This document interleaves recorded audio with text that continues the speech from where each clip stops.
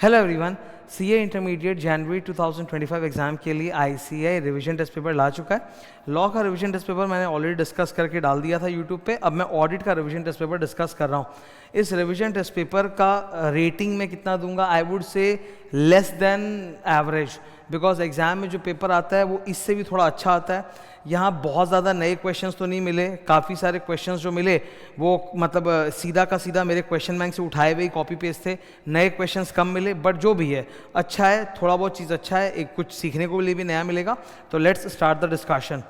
ये पहली वाली, इसमें 8 MCQs हैं और इसके अलावा हर चैप्टर पे 11 चैप्टर उस पर क्वेश्चन बनाए गए हैं। चैप्टर 8 पर 2 क्वेश्चन है, तो 12 डिस्क्रिप्टिव क्वेश्चंस हैं और 8 MCQ है, 20 क्वेश्चंस है जो मैं डिस्कस करने जा रहा हूँ।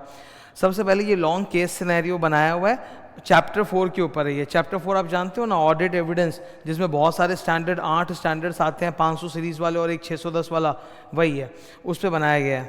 पहला MCQ जो है कि वो इसी पॉइंट पे बेस्ड है कि 4 अलग अलग आइटम है, power, telephone, fuel, office expense, travel expense, sales. इन चारों के लिए ऑडिटर ने अलग अलग सैम्पलिंग मेथड यूज़ किया है, तो आपको नाम बताना है। पहले वाला जो है उसमें रैंडम नंबर टेबल का इस्तेमाल हुआ है, तो that is very easy, random sampling. दूसरे वाले में कोई स्ट्रक्चर्ड मेथड नहीं है, तो हैपोजेड सैम्पलिंग। तीसरे वाले में transaction exceeding 8,000 rupees in value, इसको हम लोग बोलते हैं हाई वैल्यू ट्रांजैक्शन।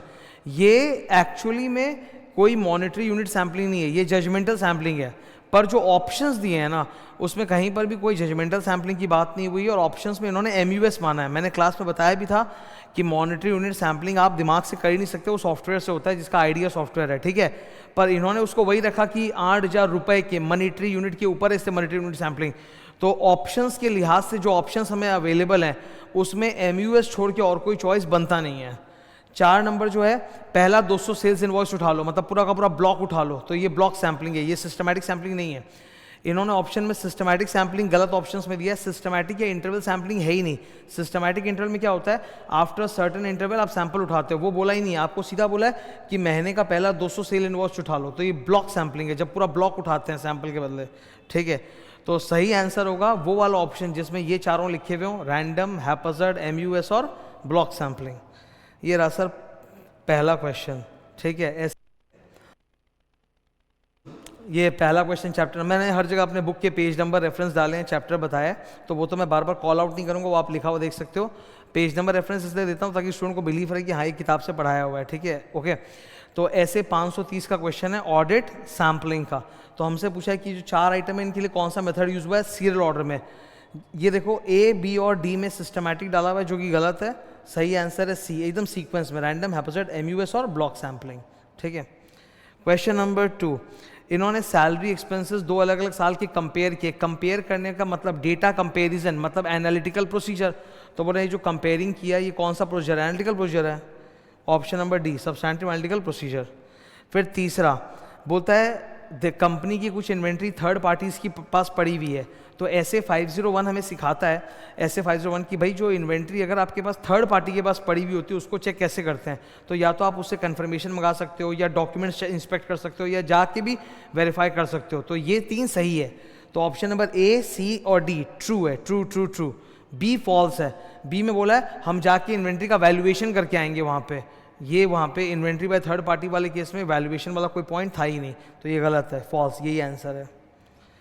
नंबर 4 बोला कि रेंट चेक करने के लिए रेंट एग्रीमेंट्स मांग रहे हैं, डॉक्यूमेंट चेक करेंगे, तो उसको कौन सा प्रोसीजर बोलते हैं? इंस्पेक्शन। फिर नेक्स्ट, हमेशा हम लोग जानते हैं कि ऑडिट एविडेंस के पहले 2 एडजेक्टिव लगते हैं, sufficient and appropriate. Sufficient means quantity, appropriate means quality. तो सफिशिएंट यानी क्वांटिटी ऑफ एविडेंस 3 फैक्टर्स पे डिपेंड करता है, materiality, रोमम, size and characteristics of the population. तो ये तीनों ट्रू है। हमसे पूछा कौन सा इसमें से गलत जवाब है, वो D है, ये फॉल्स है। The type of the products made by the company, ये फॉल्स है, तो यही आंसर है इसमें, ठीक है। ये थे पहले 5 MCQs। अब हमारे सामने इंडिविजुअल MCQs आएंगे 6, 7, 8 ऐसे। नंबर 6, CA सुमित ना ऑडिट का काम खत्म हो गया, अब अपनी ऑडिट फाइल असेंबल कर रहा है। तो assembly of audit file chapter 6 से है, असेंबली में क्या क्या अलाउड होता है। A अलाउड है, B अलाउड है, E अलाउड है, C और D प्रोसीजर दोबारा से करना, रिकैलकुलेट करना, वो अलाउड नहीं है। तो A, B एंड E जिसमें भी लिखा है वही हमारा सही जवाब है, A, B एंड E। ये चैप्टर 11 पे बेस्ड है थ्रेट्स के ऊपर। हमें मालूम है कि 5 टाइप्स के थ्रेट्स होते हैं ऑडिटर के ऊपर, self interest, self review, familiarity, advocacy, intimidation. यहाँ पे क्लाइंट धमकी दे रहा है कि आपने अगर हमारे रिपोर्ट में डेफिशिएंसीज पॉइंट आउट किया तो हम आपको अगले साल कंटिन्यू नहीं करेंगे। इसको बोलते हैं थ्रेट ऑफ रिप्लेसमेंट। तो ये किस में आता है? इंटिमिडेशन थ्रेट में आता है। पेज नंबर भी लिख के दिया हूँ 11.9, उसमें इंटिमिडेशन थ्रेट में जाके देखो एग्जाम्पल्स में ये एग्जाम्पल था थ्रेट ऑफ रिप्लेसमेंट, तो इंटिमिडेशन थ्रेट। फिर चैप्टर 5 कौशल जो है ये डेटर्स की एजिंग रिपोर्ट मांग रहा है। भाई डेटर्स की ageing report P B D D provision for bad debt निकालने के लिए होती है, मतलब वैल्यूएशन ऑफ डेटर्स। तो आप कौन सा असर्शन चेक कर रहे हो? वैल्यूएशन, पेज और चैप्टर 5 का रेफरेंस। इसी के साथ हमारे 8 MCQ खत्म हो गए। अब मैं डिस्क्रिप्टिव क्वेश्चन तुम्हारे साथ डिस्कस करने वाला हूँ। डिस्क्रिप्टिव क्वेश्चन में इन्होंने चैप्टर पूरा बता रखा है। ये देखो चैप्टर 1 इस पे एक क्वेश्चन है, चैप्टर 2, फिर ये देखो यहाँ पे चैप्टर 3, ऐसे करके चैप्टर 11 तक क्वेश्चन आएंगे। तो 11 चैप्टर से सबसे एक क्वेश्चन है। खाली चैप्टर 8 जो ऑडिट रिपोर्ट वाला है उससे 2 क्वेश्चन है। ठीक है, ईजी क्वेश्चन है, ज़्यादा भारी नहीं है। ओके तो पहला डिस्क्रिप्टिव क्वेश्चन है ये हमारे सामने, क्वेश्चन नंबर 9 चैप्टर 1 पे। बहुत सिंपल एक लंबी सी कहानी दी गई है। इस कहानी में सिंपल ये हुआ है कि इंटरनल कंट्रोल का वायलेशन हो रहा है। हमें पता है सबसे बेस्ट इंटरनल कंट्रोल क्या होता है? Segregation duty. लेकिन उसका सबसे बड़ी काट या तोड़ क्या है कि जिनके बीच में आपने ड्यूटी सेग्रीगेट किया वही अगर आपस में मिली भगत करेगा तो वो इंटरनल कंट्रोल खराब हो जाए, उसी पे है। अब हमसे क्वेश्चन क्या क्या पूछा है? Number 1 state the objective of audit as per ऐसे 200। तो ओवरऑल ऑब्जेक्टिव जो हम लोग पूरा याद करते हैं वो बोलना है। फिर हमें बोला कि बताओ ऑडिटर रीजनेबल एश्योरेंस क्यों देता है, एब्सोल्यूट क्यों नहीं, मतलब इनहेरेंट लिमिटेशन ऑफ ऑडिट। तो इनहेरेंट लिमिटेशन ऑफ ऑडिट के वो जो 5 पॉइंट्स होते हैं वो अपने को लिखने हैं। फिर तीसरा ये केस डिस्कस कर दो कि इन दिस कंपनी हम देख सकते हैं कि there is internal control system, employees are disrupting the segregation of duties internal control by collusion. Okay, लंबा आंसर बनाया इंस्टीट्यूट ने इसका, क्योंकि वो टॉपिक लिखने में स्पेस चला जाएगा और इंस्टीट्यूट का आंसर उतना अच्छा है भी नहीं। फॉर एग्जांपल इनहेरेंट लिमिटेशन में 5 पॉइंट अच्छे से दिखने चाहिए थे, खोल के बुलेट बनाया नहीं, बस ऐसे ही 2 मोटा पैराग्राफ डाल दिया इनहेरेंट लिमिटेशन का। तो उससे बढ़िया आंसर तो हम लोग क्लास में बनाते हैं कि पॉइंट बाय पॉइंट लिखो बैठ के इनहेरेंट लिमिटेशन। इनहेरेंट लिमिटेशन से एक लंबी टॉपिक थी 1.5 पेज की, उसका एक समरी भी था हाफ पेज का, तो वही लिख दो ना, पॉइंट बाय पॉइंट तो लिखो कम से कम। रैंडम लिख रहे हैं एकदम लंबा पैराग्राफ, ऐसे कैसे कोई स्टूडेंट एग्जाम में लिखेगा। चैप्टर 2 लंबी कहानी बनाई बेकार की। मेन क्वेश्चन ये है, ये चैप्टर 2 में बोलते हैं ना कि एंगेजमेंट पार्टनर जो है वो टीम का डायरेक्शन सुपरविजन रिव्यू करता है। मेरी ऑडिट के बैच में फर्स्ट क्लास में मैंने DSR का डायग्राम नहीं पढ़ाया था। पार्टनर अपनी टीम को भेजता है तो डायरेक्शन देता है, सुपरवाइज करता है, रिव्यू करता है। तो क्वेश्चन है what are the factors to be considered to determine the nature, timing, extent of direction supervision review. इसका आंसर मैंने निमोनिक की तरह याद कराया था क्लास में। SARC, size of the client, areas of audit, ROMM and capability and competence of the team members. तो ये वो आंसर है, ये छोटा सिंपल है। ठीक है, फिर ये चैप्टर नंबर 3 भैया ये एकदम लंबा क्वेश्चन है, एकदम लंबा। क्लास में पूरा डिटेल में पढ़ाया था, खोल खाल के बोला भी था कि इज्जत करो, क्या पता इंस्टीट्यूट पूछ ले, लो पूछ लिया। लंबा answer straight picked up from book. We know that chapter 3 में हम पढ़ते हैं इंटरनल कंट्रोल के बारे में, पेज नंबर भी डाला है मैंने। ठीक है, there are 5 components of internal control. 5 components को याद करने के लिए मैं क्रिकेट मैच बोलता हूँ, उसमें पहला कंपोनेंट क्या होता है? सी, कंट्रोल एनवायरनमेंट।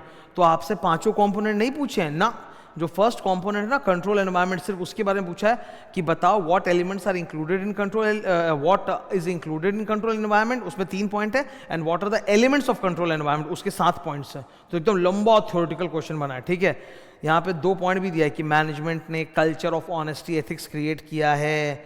नंबर 2 ये कंट्रोल एनवायरनमेंट के सारे एलिमेंट्स मिलके कलेक्टिवली बाकी सारे कंपोनेंट्स ऑफ इंटरनल कंट्रोल को स्ट्रॉन्ग बना रहे हैं। तो सवाल अल्टीमेटली क्या है? What is included in control environment, 3 चीजें, and what are the 7 elements of control environment. तो 5 कंपोनेंट्स ऑफ कंट्रोल में जो पहला कंपोनेंट था कंट्रोल एनवायरनमेंट, उसी पे पूरा लंबा क्वेश्चन डाल के पूछ लिया। मैंने बोला भी था क्लास में यार इज्जत से पढ़ लो, आता है, देख लो, डाल दिया आरटीपी में। Chapter number 4 audit evidence. ये वाला जो पूरा का पूरा टॉपिक है ना, ये using the direct assistance of internal auditor, ऐसे 610 पे बेस्ड है। किस पे बेस्ड है ये? ऐसे 610। ओके, एक होता है इंटरनल ऑडिटर का वर्क यूज करना, एक होता है इंटरनल ऑडिटर का डायरेक्ट असिस्टेंस देना। तो उसी में 2 स्टेप्स हैं, उस पर ये लोग ने पूछा है कि कौन कौन सी चीज़ों में आप इंटरनल ऑडिटर का डायरेक्ट असिस्टेंस नहीं लोगे। तो वो 4 पॉइंट होते हैं। वो आइटम्स जिनमें सिग्निफिकेंट जजमेंट लगता है, या रॉमम हाई है, या जिसपे इंटरनल ऑडिटर ने प्रोसीजर परफॉर्म करके ऑलरेडी मैनेजमेंट डिस्ट्रीब्यूटर को बता दिया है, या फिर वो वाले प्रोसीजर्स जो as per the standards the external auditors required to do. तो इन 4 चीज़ों में उनका इस्तेमाल नहीं करते।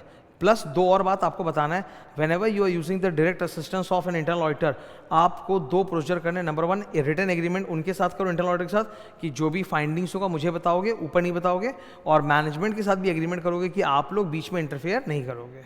तो ये पूरा आंसर लंबा चौड़ा स्टेप 2-3 पेज नंबर 4.30 से, ठीक है। चैप्टर नंबर 5, ये एकदम डायरेक्ट बुक का उठाया हुआ है। चैप्टर 5 में इन्वेंट्री वाली जो आइटम है उसमें जो वैल्यूएशन असर्शन है उसमें अलग अलग टाइप के इन्वेंट्री का वैल्यूएशन का स्टेप्स लिखा हुआ है। जैसे रॉ मटेरियल एंड कंज्यूमेबल का वैल्यूएशन चेक करने के लिए 4 प्रोसीजर्स है, वर्क इन प्रोग्रेस का वैल्यूएशन चेक करने के लिए 3 प्रोसीजर। तो स्ट्रेट वही उठा के डाला है। इन्होंने बोला कि कंपनी के पास रॉ मटेरियल कंज्यूमेबल 2.5 करोड़ के हैं, वर्क इन प्रोग्रेस 0.25 करोड़ के हैं, तो उनका वैल्यूएशन आप कैसे चेक करेंगे बताइए। 4 स्टेप्स इसके, 3 स्टेप्स इसके, वही बताना है हमें। चैप्टर 6, ये तो एकदम क्वेश्चन बैंक से कॉपी किया हुआ है।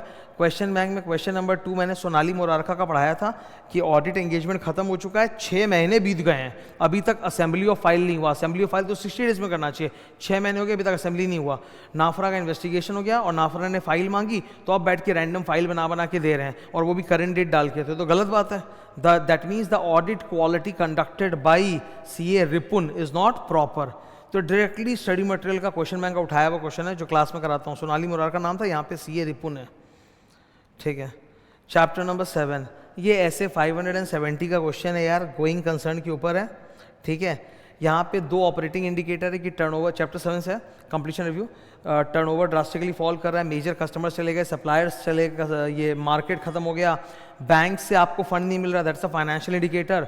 हमें क्वेश्चन बोला है कि ऐसे हालातों में जब आपको indicators of going concern threat दिखते हैं तो what additional procedures do you perform. तो इसके मैंने 5 प्रोसीजर्स हैं जो क्लास में बताए थे, एडिशनल प्रोसीजर्स, ऑडिट प्रोसीजर्स, वही है एकदम स्ट्रेट बुक से, ठीक है।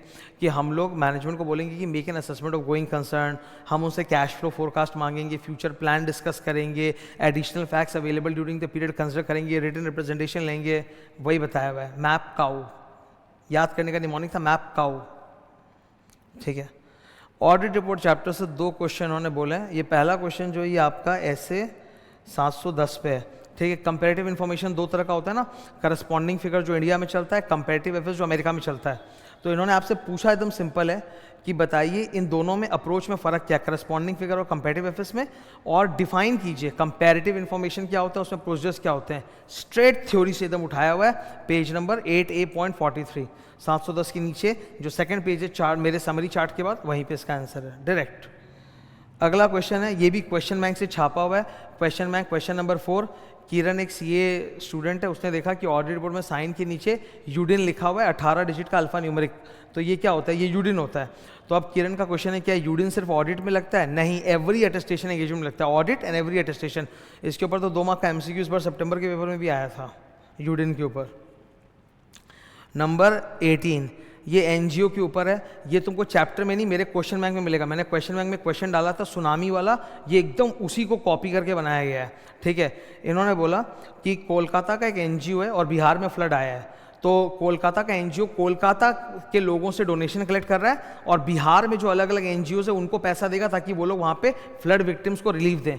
ऐसा ही क्वेश्चन एग्जैक्टली दिल्ली और चेन्नई का था कि चेन्नई में फ्लड आया, सुनामी आया, और दिल्ली वाला NGO दिल्ली से NGO मतलब डोनेशन कलेक्ट करके चेन्नई वाले NGOs को डिस्ट्रीब्यूट करेगा। तो वहाँ पर collection of donation and disbursement to the other NGOs in another state, उसको लेके 6 ऑडिट प्रोसीजर्स थे, ठीक है। डायरेक्ट मेरे क्वेश्चन बैंक पे क्वेश्चन नंबर 5 से है। ये क्वेश्चन तुम लोग को राय से अच्छा लगेगा, हार्ड नहीं है, पर न्यूमेरिकल होने की वजह से मजेदार है। ये बैंक ऑडिट का क्वेश्चन है NPA प्रोविजनिंग के ऊपर। हमें मालूम है कि हमें बोला गया है कि देखो ये 4 बोरोवर्स हैं, 4 अकाउंट्स हैं, 3 फुल्ली सिक्योर्ड है और एक में सिक्योर्ड नहीं, पर्सनल गारंटी दी गई है। हमें लोन का अमाउंट भी दिया हुआ है, ईयर एडवांस का अमाउंट है, और आपको इस पर प्रोविजन कैलकुलेट करना है, ठीक है। तो पहला वाला कौन सा है, डाउटफुल। डाउटफुल पे प्रोविजन D1 पे बनता है 25%, सब स्टैंडर्ड पे 15%, D2 पे बनता है 40%, लॉस पे बनता है 100%। तो हम लोगों ने प्रोविजन कैलकुलेट कर लिए, 25% ऑफ 10 2.5 लाख, 15% ऑफ 50, ऐसे करके, ठीक है। बैंक वाले ने ये प्रोविजंस बनाए हैं। ये प्रोविजन किसने बनाए? ये बैंक ने। तो पहला वाला गलत है, बनना चाहिए था केवल 25% ऑफ 10 2.5 लाख का, बनाया कितना 5 लाख का, तो इनकरेक्ट। दूसरा वाला बनना चाहिए था 15% ऑफ 50 7.5, तो करेक्ट है। तीसरा बनना चाहिए था 40% ऑफ 30 12, आपने पूरा 30 लाख बना दिया, तो गलत है। चौथा 100% ऑफ वन, वन बनना चाहिए, सही है। तो 2 प्रोविज़न जो बैंक ने बनाए हैं सही है, 2 बनाए हैं जो गलत है, आपको यही बताना था। ये बड़ा न्यूमेरिकल टाइप का अच्छा लगा मुझे, ईजी मस्त था। फिर ये क्वेश्चन नंबर 11 एथिक्स को लेके, भाई ये भी डायरेक्टली क्वेश्चन बैंक से उठाया हुआ स्टडी मटेरियल क्वेश्चन है, ठीक है। आप एक कंपनी के ऑडिटर थे, अब अचानक से क्या हुआ, आपका दूर का कोई रिश्तेदार कजिन है, वो मर गया, उसके पास उस कंपनी के शेयर्स थे और वो वारिस आपको बना के गया है, तो you become the share holder of your client which is not allowed, ठीक है। यहाँ पे कौन सा थ्रेट क्रिएट होता है, सेल्फ इंटरेस्ट थ्रेट। ऐसे सिचुएशन आपको क्या करना चाहिए, या तो आपको vacate the office of the auditorship immediately और transfer the shares to someone else. पूरा लंबा आंसर क्वेश्चन बैंक में दिया हुआ है एकदम, क्वेश्चन नंबर 3 डायरेक्ट। तो ये था सर आरटीपी जो अभी मैंने आप लोगों के साथ डिस्कस किया। आरटीपी डिस्कशन से क्या होता है, ये जो तुम 20 मिनट वीडियो पे खर्च करोगे मेरे इस वीडियो पे, उसी बहाने पूरा आरटीपी तुम्हारा सॉल्व हो जाता है कि एक हेडेक खत्म हो गया कि यार मन में रहता है ना कहीं आरटीपी आ गया, हमने नहीं किया, तो वीडियो में हो गया, सुन लोगे वही काफ़ी है, निहाल हो जाओगे, कोई प्रिंट आउट कुछ निकालने की ज़रूरत ही नहीं है। तो आरटीपी तुम्हारा खत्म हो गया, रिलैक्स, ठीक है। ऑडिट का आरटीपी खत्म। अब अगली आरटीपी जो मैं लाऊंगा डिस्कशन वो है मेरे तीसरे थियरी सब्जेक्ट की, स्ट्रैटेजिक मैनेजमेंट की। Thank you.